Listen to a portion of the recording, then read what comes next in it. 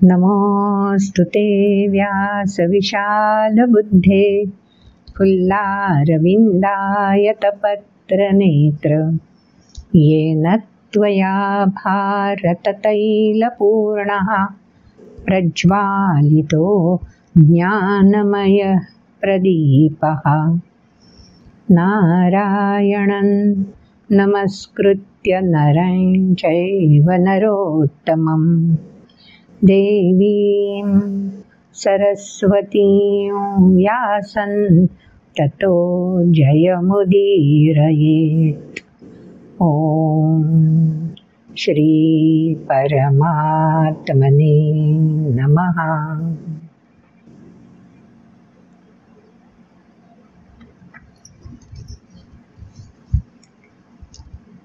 दहाव्या अध्यायाच्या शेवटी मागच्या व्हिडिओमध्ये आपण लक्षात घेतलं, भगवंतांनी सांगून टाकलं, अथवा बहुनैतेन किंज्ञातेन तवा अर्जुन.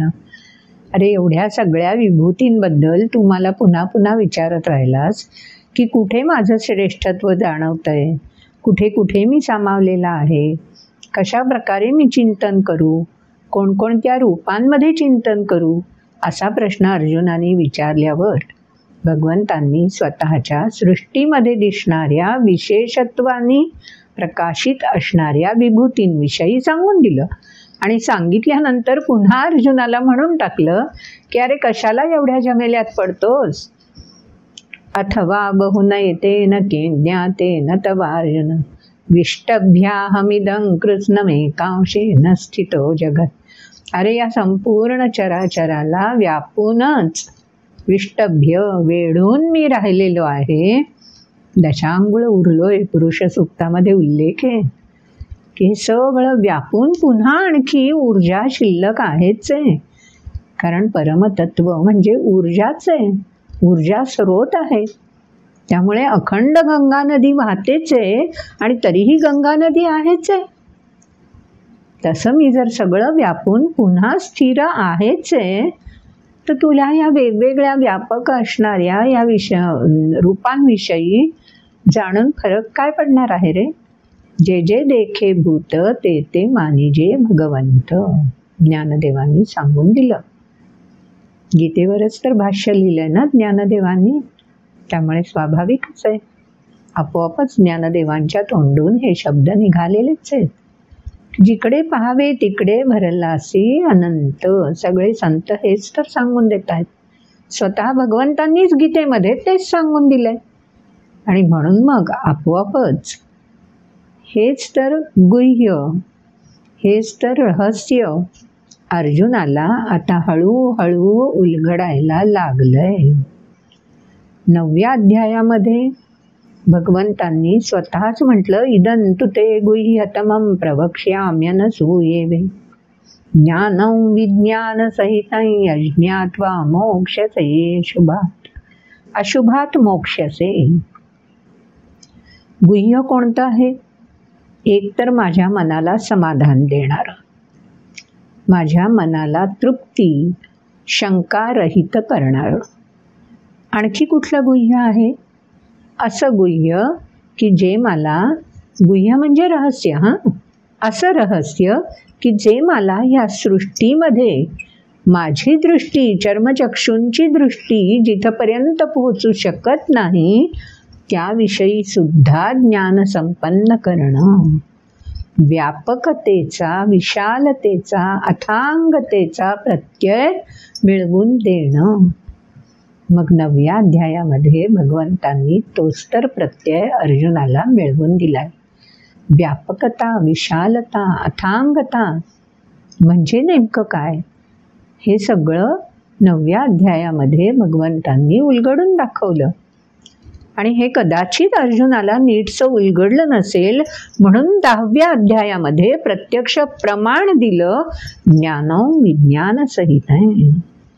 म्हणून 9वा अध्याय आणि 10वा अध्याय असे वेगवेगळे नाहीच आहेत हो. 9वा आणि 10वा एकत्र जोडूनच ज्ञानं विज्ञानसहित आहे.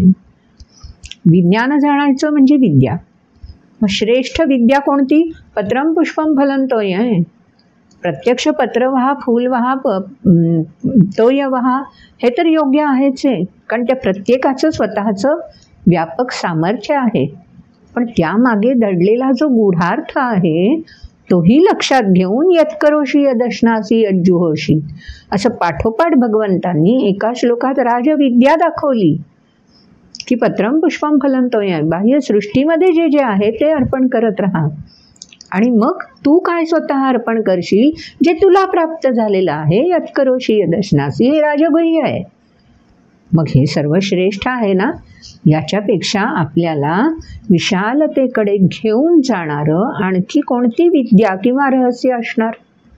म्हणून या 9व्या अध्यायाला नाव देतानाच राजविद्या, राजगुह्य, राज म्हणजे सर्वश्रेष्ठ, सर्वश्रेष्ठ विद्या म्हणजे विज्ञान काय समजून घ्यायचं आणि त्या विज्ञानाच्या आधारे विज्ञान हे साधन म्हणून वापरून कोणतं साध्य जाणायचं त्याला म्हणायचं सर्वश्रेष्ठ रहस्य किंवा गुह्य. म्हणून साधन आणि साध्य यांचा एकत्रित मेळ सर्वश्रेष्ठत्व प्राप्त करण्यासाठी. आणि सर्वश्रेष्ठत्व म्हणजे काय तेच आता या 10व्या अध्यायानंतर शेवटच्या श्लोकात भगवंतांनी उलगडून दाखवलं. विष्टभ्याहमिदं कृत्स्नम् एकांशेन स्थिरोजम्. ईशावास्य उपनिषदामध्ये सुरुवातीलाच हेच भगवंतांनी सांगून दिलंय. तेव्हा उपनिषद, गीता हे सुद्धा एक उपनिषदच आहे ना, ज्याच्यात प्रश्न, जिज्ञासायुक्त प्रश्न आणि त्यांची उलगडा रहस्यमय पद्धतीने विज्ञानाशी ज्ञानाची सांगड घालणारं जे ग्रंथ आहेत त्यालाच तर उपनिषद म्हणतात. म्हणून भगवद्गीता सुद्धा एक उपनिषद आहे की जे राजविद्या आणि राजगुह्य हे परस्परांशी जोडून सर्वसामान्य मानवाला ते कसं जाणायचं त्याविषयी स्वतः भगवंत विवेचन करत आहेत. अशी ही भगवद्गीता सर्वश्रेष्ठ, अशी ही तिची पैरवी म्हणजेच थोरवी, असं हे तिचं वेगळेपण, वैशिष्ट्य आणि व्यापक आयाम हे सगळे भगवद्गीतेचे 10व्या अध्यायापर्यंत हळूहळू हळूहळू आपल्याला लक्षात यायला लागलेत. जसे आपल्या लक्षात यायला लागलेत तसेच अर्जुनाच्याही लक्षात यायला लागलेत. आणि म्हणून मग आता 11व्या अध्यायामध्ये ज्याचं नावच आहे विश्वरूप दर्शन योग, या अध्यायाच्या सुरुवातीलाच अर्जुन आता मान्य करतोय मदनुग्रहाय परमं. अरे हां, पण आपण अजून श्लोक कुठे ऐकलेत? आत्ताशिक आपण फक्त मर्म जाणलं, राजविद्या राजगुह्य, यातलं राज म्हणजे नेमकं काय हे आपण आत्ताशिक जाणून घेतलंय. आता 11व्या अध्यायामध्ये श्लोकांमधून हे विशालतेचं विश्वरूपाचं दर्शन कसं आपल्याला घडणार आहे आणि ते कोणत्या माध्यमातून घडणार आहे ते सगळं उत्सुक आहोतच ना. पण पहिल्यांदा ऐकूयात श्लोक. ओम श्री परमात्मने नमः. अथ 11दशोऽध्यायः.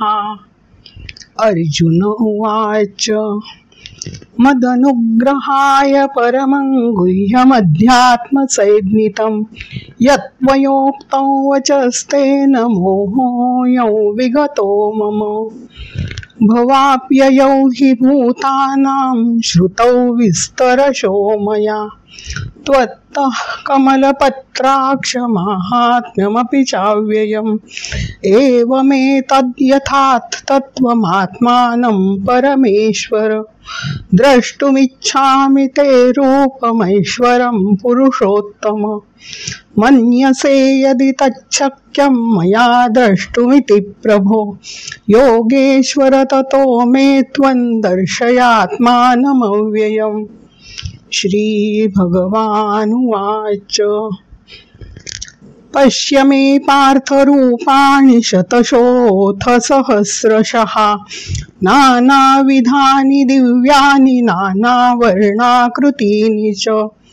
पश्यादित्यान् वसून् रुद्रान् अश्विनौ मरुतस्तथा. बहून्यदृष्टपूर्वाणि पश्याश्चर्याणि भारत. इहैकस्थे जगत्कृत्स्नं पश्याद्य सचराचरं मम देहे गुणाके च यच्चान्यद्द्रष्टुमिच्छसि न तु मां शक्यसे द्रष्टुमनेनैव स्वचक्षुषा दिव्यं ददामि ते चक्षुः पश्य मे योगमैश्वरम्। सञ्जय उवाच एवमुक्त्वा ततो राजन् महायोगेश्वरो हरिः दर्शयामास पार्थाय परमं रूपमैश्वरम् अनेकवक्त्रनयनमनेकाद्भुतदर्शनम् अनेकदिव्याभरणं दिव्यानेकोद्यतायुधं दिव्यमाल्याम्बरधरं दिव्यगन्धानुलेपनं सर्वाश्चर्यमयं देवमनन्तं विश्वतोमुखं दिवि सूर्यसहस्रस्य भवेद्युगपदुत्थिता यदि भासदृशी सा स्यात् भासस्तस्य महात्मनः तत्रैकस्थै जगत्कृत्स्नं प्रविभक्तमनेकधा अपश्यद्देवदेवस्य शरीरे पाण्डवस्तदा ततः स विस्मयाविष्टो हृष्टरोमाधनञ्जयः प्रणम्य शिरसा देवं कृताञ्जलिरभाषत। पहिल्या श्लोकात आपण ऐकलं, मदनुग्रहाय परमं गुह्यमध्यात्मसंहितं यत्त्वयोक्तं वचस्तेन मोहोऽयं विगतो मम अयं मोहः मम विगतः। मला जो आसक्त करणारा हा जो स्वजनांविषयीचा मोह उत्पन्न झाला होता, माझ्या दृष्टीने जी नीतीची बंधनं मीच स्वतःला जखडून ठेवण्यासाठी स्वीकारली होती, त्या सगळ्या मोहमयी पटलामधून मी आता बाहेर आलोय. ते पटल मी आता हळूहळू झुगारून दिलंय, कारण तू मला अध्यात्माविषयीचं गुह्य संज्ञितम समजेल अशा भाषेमध्ये समजावून सांगितलंयस. तेव्हा अध्यात्म म्हणजे प्रत्येकाने स्वचा अभ्यास कसा करावा त्याला म्हणतात अध्यात्म. तेव्हा अर्जुनाला आता स्वचा अभ्यास करण्यासाठी भगवंतांनी 10व्या अध्यायापर्यंत प्रेरित केलंय, प्रवृत्त केलंय. तेव्हा आपल्यालाही 10 अध्यायांचा अभ्यास असा स्वचा अभ्यास करण्यासाठी प्रेरणा देणारा आहे. आणि ही प्रेरणा कशा करता हवी आहे? अयम मोहः विगतः, हे झालं पाहिजे आपल्याकडूनही. मग आता जर का माझा मोह निराश झालेला आहे, लयाला गेलेला आहे, तर आता अर्जुनाला काय हवंय आणखी? हो ना, अर्जुनाच्या डिमांड्स आजच्या भाषेमधल्या संपतच नाही आहेत. पण अर्जुनाच्या मागण्या ज्या आहेत ना, त्या या नश्वर चराचराशी जोडलेल्या नाहीच आहेत. एक समृद्ध व्यापकतेशी, अथांगतेशी जोडणाऱ्या आणि तुम्हा आम्हाला या उंचीवर घेऊन जाणाऱ्या अशा ह्या अर्जुनाच्या मागण्या आहेत. आणि म्हणून तर भगवद्गीता अभ्यासायला हवीच. आता अर्जुन काय मागणी करतोय? स्वतः अर्जुन आधी सांगून टाकतोय की माझा मोह लयाला गेलेला आहे आणि मला स्व अभ्यासासाठी प्रेरणा पण मिळाली आहे.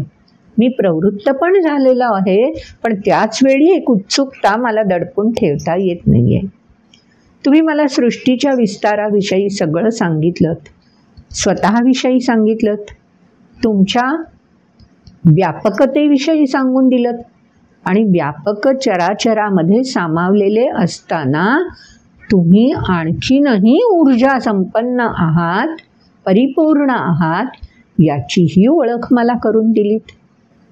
आणि ही सगळी ओळख होत असताना आता नकळत माझ्या मनात एक उत्सुकता जागृत झालेली आहे.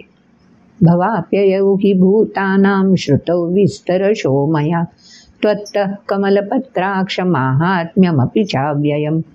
आपलं अविनाशित्व, आपली थोरवी, सगळं मला तुम्ही स्वतःच उकलून दाखवलं. कारण 10व्या अध्यायामध्ये तीच मागणी अर्जुनाने प्रार्थना करून केली होती आणि भगवंतांनी ते उलगडूनही दाखवलं होतं रहस्य.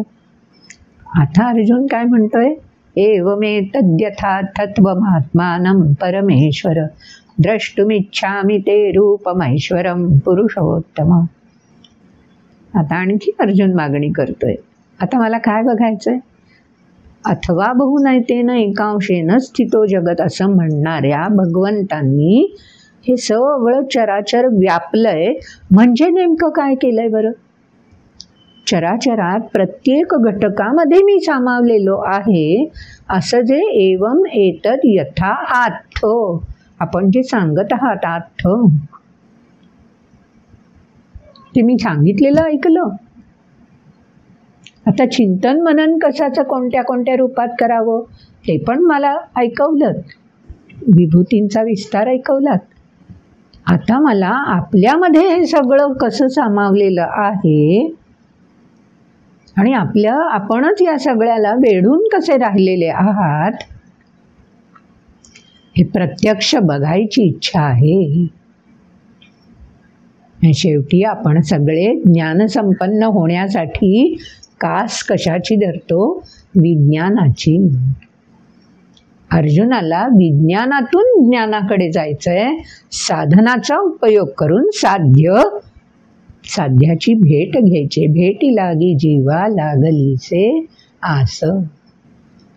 आता त्या अथांग व्यापक विश्वरूपाचं दर्शन व्हावं अशी तीव्र तळमळ अर्जुनाच्या मनात उत्पन्न झाली आहे.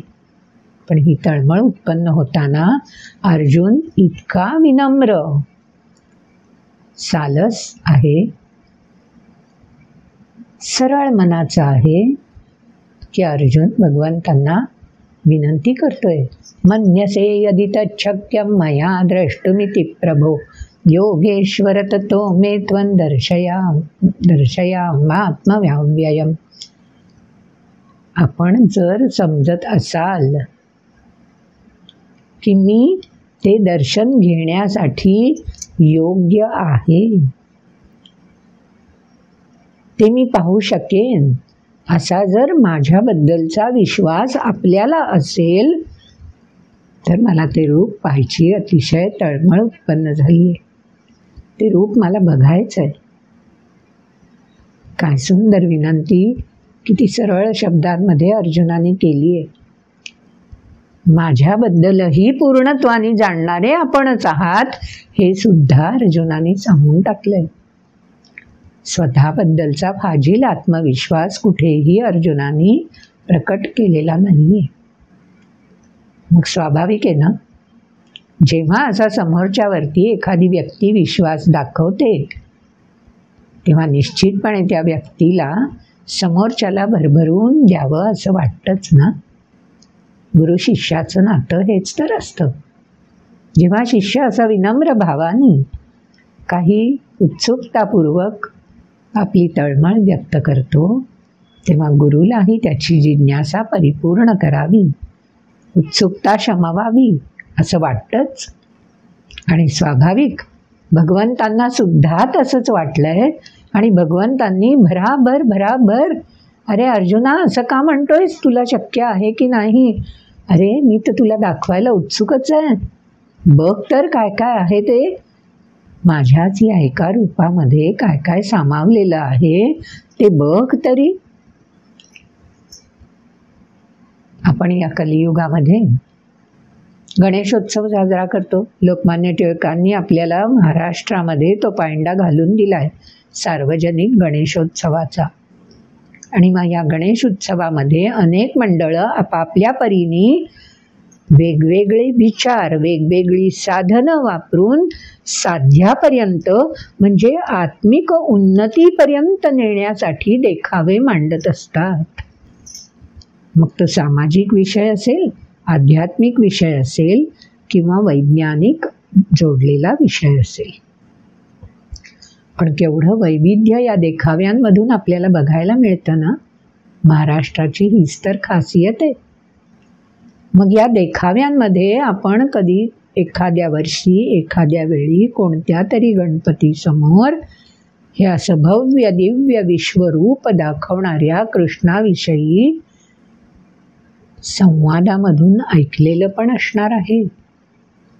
आणि ते भव्य दिव्य रूप प्रत्यक्ष साकारावं, जी उपलब्ध साधनं आपल्याजवळ आहेत त्यांच्या साहाय्याने ही प्रचिती देण्याचा प्रयत्न करावा, हा विचार मनात येणं हे सुद्धा विशेषच आहे बरं.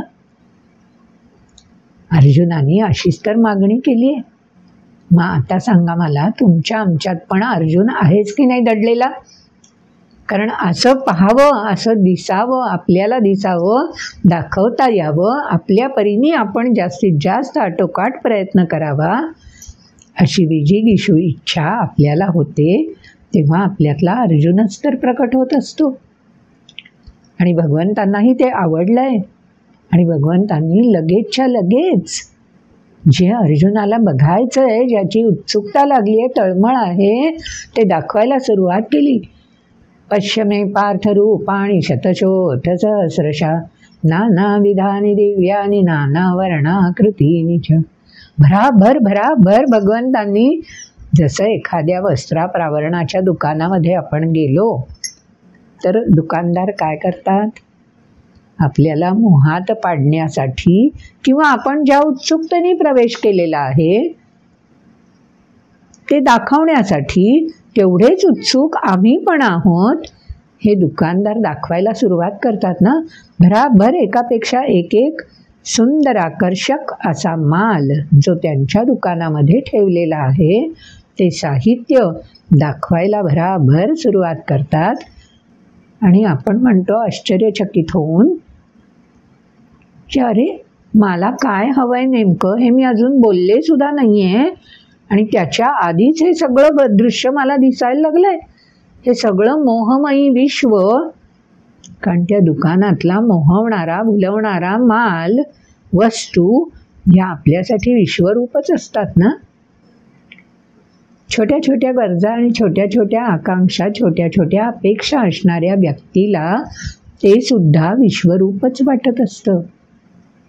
आता अर्जुनाला जे भगवंत विश्वरूप दाखवणार आहेत त्यामध्ये काय काय कशा कशाचा समावेश आहे ते समजून घ्यायला हवं ना. म्हणून भगवंत स्वतःच सांगतायत, बघ बघ काय काय दाखवतोय मी तुला, काय काय बघशील. पश्यादित्यान् वसून् रुद्रान् अश्विनौ मरुतस्तथा बहून्यदृष्टपूर्वाणि पश्याश्चर्याणि भारत इहैकस्थं जगत्कृत्स्नं. श्लोक तर ऐकलेत आपण. काय सुंदर कॅलिडोस्कोप ज्याला म्हणतात ना, तसा एक पॅनोरमा व्ह्यू. आजकाल मुद्दाम अशी उंच ठिकाणी हॉटेल्स आणि त्याच्या टेरेसवर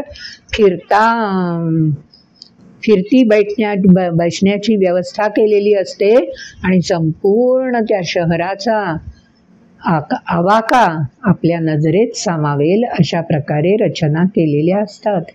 विश्वरूप दर्शनाची अशी छोटीशी एक आपली तळमळ अशा ठिकाणी भागवली जात असते. शहरातल्या प्रत्येक कानाकोपऱ्यात जे काय व्यापक आहे, विस्तारलेलं आहे, ते उत्सुकतेने पाहायची इच्छा असूनही आपण पोहोचू शकत नाही. पण अशा एका ठिकाणी बसलो तर संपूर्ण दर्शन आपल्याला घडवलं जातं. मूळ मेघ विज्ञान हेच तर आहे ना. विज्ञानातून ज्ञानाकडे अशीच तर झेप घ्यायची ना. पण हे छोटे छोटी झेप आहे हो. चिवताईची झेप आणि गरुडाची झेप सारखी कशी असेल? मग गरुडाची झेप ती राज आहे, श्रेष्ठ आहे, आणि तुमची आमची झेप ही चिवताईची आहे. आम्हाला शहराचं दर्शन घडलं, आम्हाला रोपवेनी जाताना आजूबाजूचं दृश्य निसर्ग न्याहाळता आला, वनराजी दिसली, तरीही आम्ही केवढे भरून पावतो, केवढा आनंद आम्हाला प्रत्ययाला येतो. इथे तर भगवंतांना अर्जुन विश्वरूप दाखवण्याची विनंती करतोय आणि भगवंत ती पूर्ण करतायत. मग काय दाखवतायत भगवंत? आदित्य, वसु, रुद्र, अश्विनी कुमार, बघ बघ सगळं बघ, नानाविधानी रूपाणी. एवढं वैविध्य चराचरात भरलेलं आहे आणि त्या प्रत्येक रूपमध्ये मीच आहे, ते माझंच आहे रे, बघून घे बघून घे. छोट्या मुलांना जसा एखादा छान खेळण्याचा संच आणला की आपल्याला खूप वाटत असतं त्यांनी एक एक वस्तू बघावी, पण मुलं काय करतात? हेच तर मानसशास्त्र आहे. भगवद्गीतेमध्ये मनाचा वेध अशा पद्धतीने घेतलेला आहे. काय करतात मुलं? आणला तो डबा आणि त्याच्यामध्ये खूप साऱ्या वस्तू ठेवलेल्या असल्या की पहिले तो डबा अख्खा मोकळा करायचा. सगळा पसारा मांडला की मग आहा, बघताना त्या मुलाच्या नजरेतला आनंद आपण सुद्धा आनंदाने न्याहाळतो. तसं हे विश्वरूप अर्जुनाला दाखवून भगवंतांना अर्जुनाच्या डोळ्यातला आनंद बघायचा आहे, लुटायचा आहे. आणि म्हणून भगवंत भराभर दाखवतात. इह एकस्थाय जगत कृष्णं पश्चाद्य सचराचरम सचराचरम चराचरासह. आजपर्यंत जे काही तुझ्या कल्पनेत सुद्धा नसेल ना, ते सुद्धा तुला इथे बघायला मिळेल. बघ अर्जुना, सगळं हे नयनरम्य दृश्य, व्यापक अथांग असा विस्तार या एका रूपात कसा सामावलेला आहे बघून तर घे. अर्जुनाच्या डोळ्यामधून नाहीच ना आनंद प्रकट होते, पण भगवंतांना आता हे जाणवलंय.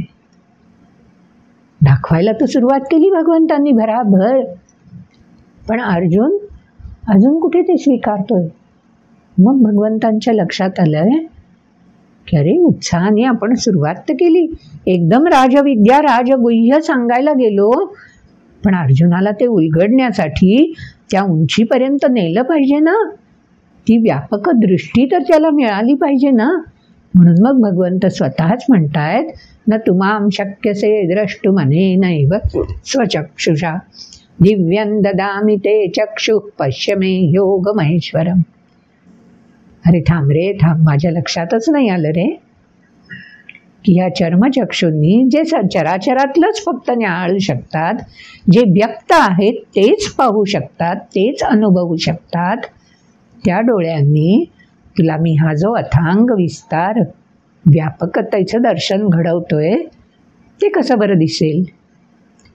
थांबा जरा, मीच तुला दिव्य दृष्टी देतो की ज्यामुळे तुला हे व्यापक दर्शन घडू शकेल.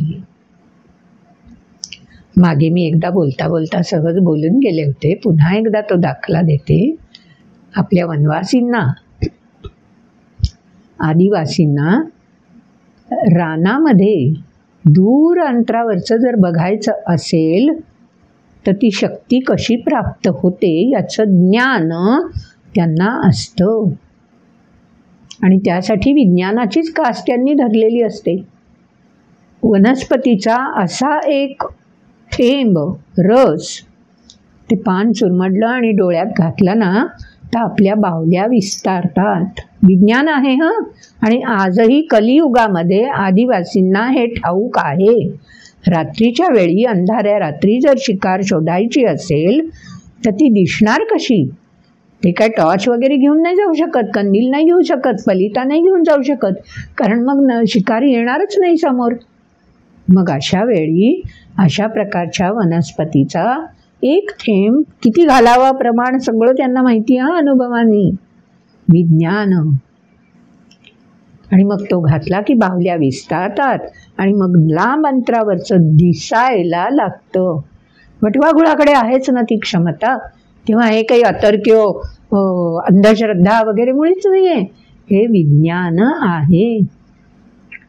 त्याची जाण, त्याचं ज्ञान आमच्या आदिवासींना सुद्धा आहे बरं. हीच तर व्यापकता, हीच तर ज्ञानाची अथांगता.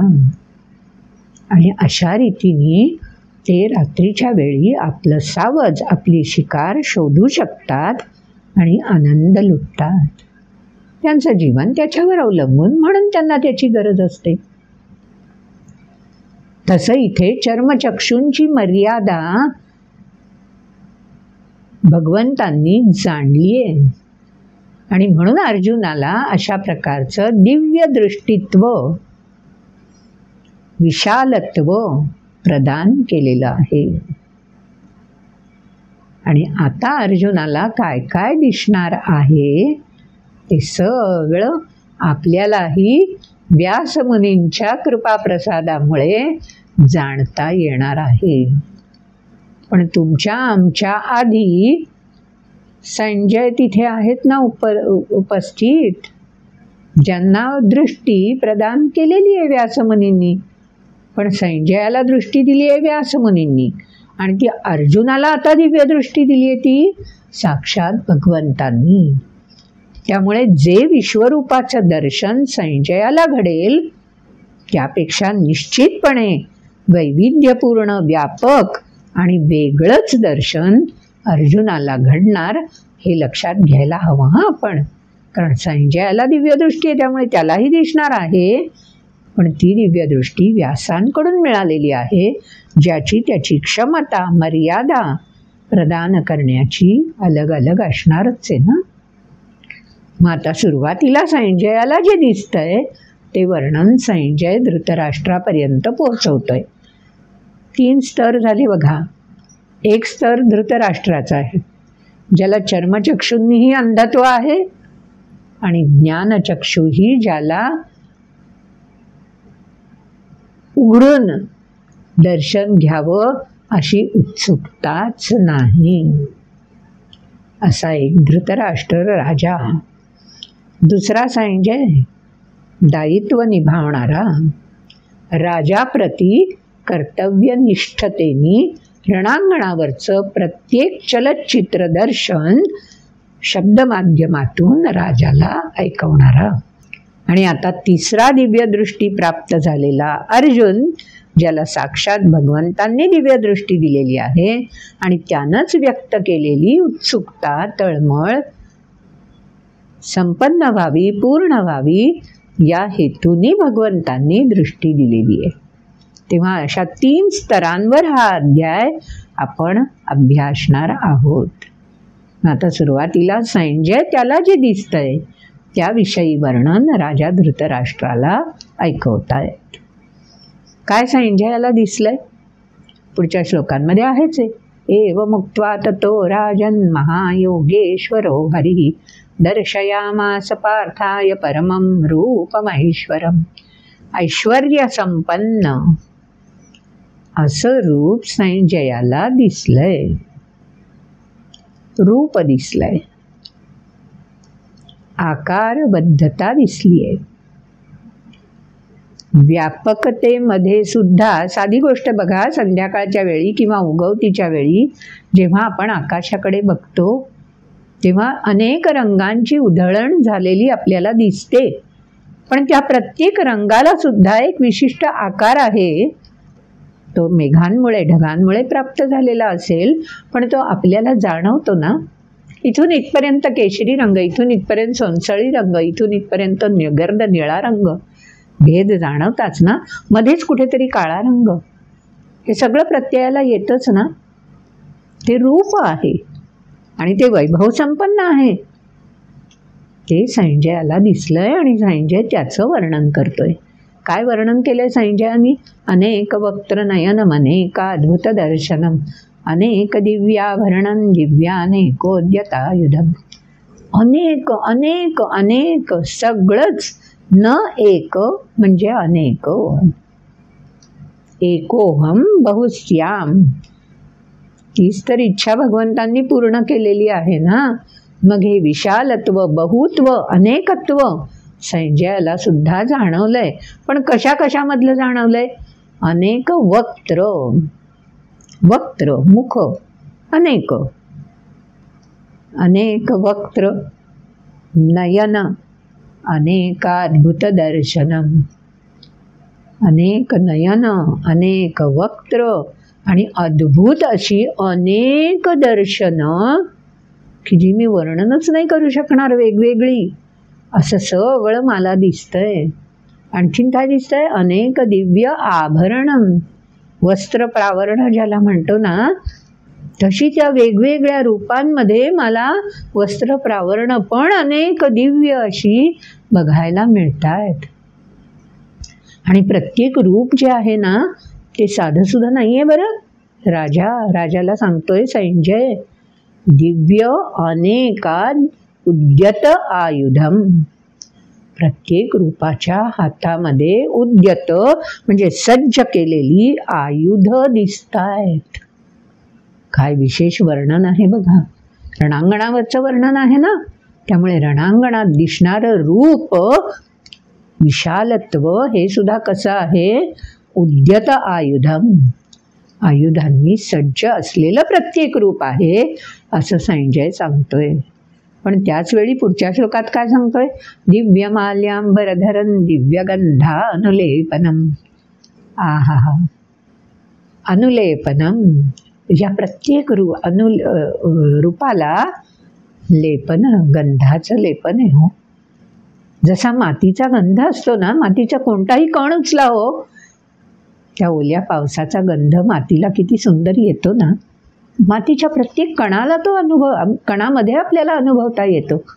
तसं इथे संजय सांगून देते, दिव्य गंध अनुलेपनम, प्रत्येक रूपाला अनुलेपन जणू काही या गंधाचं झालेलं आहे. दिव्य अंबर म्हणजे वस्त्र कशी आहेत, दिव्य, आणि माला परिधान केलेल्या आहेत त्याही दिव्यच. सगळंच अलौकिक आहे. लौकिक म्हणजे जे चर्मचक्षूंना दिसणारं आहे ते लौकिक, व्यावहारिक, आणि अलौकिक म्हणजे याच्या पल्याड असणारं एखादं दृश्य. आपण सुद्धा म्हणतो ना, अलौकिक दृश्य मी आज पाहिलं, की जे या लौकिक दृश्याच्या कक्षेमध्ये सामावणारं नाहीच आहे. तेच संजय सांगून देतोय. आणखीन पुढच्या श्लोकात म्हटलंय, हा श्लोक फार महत्त्वाचा आहे हा, याचं एक वेगळं या श्लोकाचं प्रकटीकरण आहे, तेही लक्षात घेऊया. श्लोक काय आहे, दिवि सूर्य सहस्रस्य भवेद युगपद उत्थिता. उत्थिता, उदयाला आलेले, एकाच वेळी किती, सहस्र सूर्य एकाच वेळी दिवी, अवकाशात जर उगवले तर त्याचं तेज बघू शकू का आपण. एक सूर्य उगवला की त्याचं तेज आपल्याला असहनीय असतं, तर हजारो सूर्य एका वेळी प्रकट झाले तर त्याचं तेज, यदि भासदृशी सा स्यात् भासस्तस्य महात्मना. तो जो काय विशाल काय महात्मा आहे ना, अनेक वक्त्र अनेक नयन असणारा, त्या महात्म्याचं तेज त्या सहस्र सूर्यांच्या तेजाशीही तुलना करता येणार नाही, एवढं जाणवतंय मला. हा श्लोक ज्यानं 42 साली पहिल्यांदा दुसऱ्या महायुद्धामध्ये हिरोशिमा आणि नागासाकीवर, त्याला माहिती नव्हतं युद्धामध्ये आपल्याला नेमकं काय काम करायचं आहे, हे माहिती नव्हतं. त्याला फक्त मिशन दिलं होतं. ही जी अण्वस्त्र सज्ज दिलेली होती ते अणुबॉम्ब, हे फक्त त्या शहरांवर विशिष्ट ठिकाण निश्चित करून दिलं होतं. त्या ठिकाणी तुला ते झाकण उघडायचं आहे आणि ते बॉम्ब टाकायचेत आणि लगेच माघारी फिरायचं आहे. बस, लष्करातला अधिकारी, पदसिद्ध.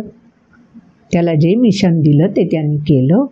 पण परतून येत असताना त्याला जे भयावह दृश्य दिसलंय, त्या दृश्याचा मानसिक परिणाम त्याच्यावर इतका झालेला होता, दीर्घकाळपर्यंत त्याला त्यावर उपाय करावे लागले होते.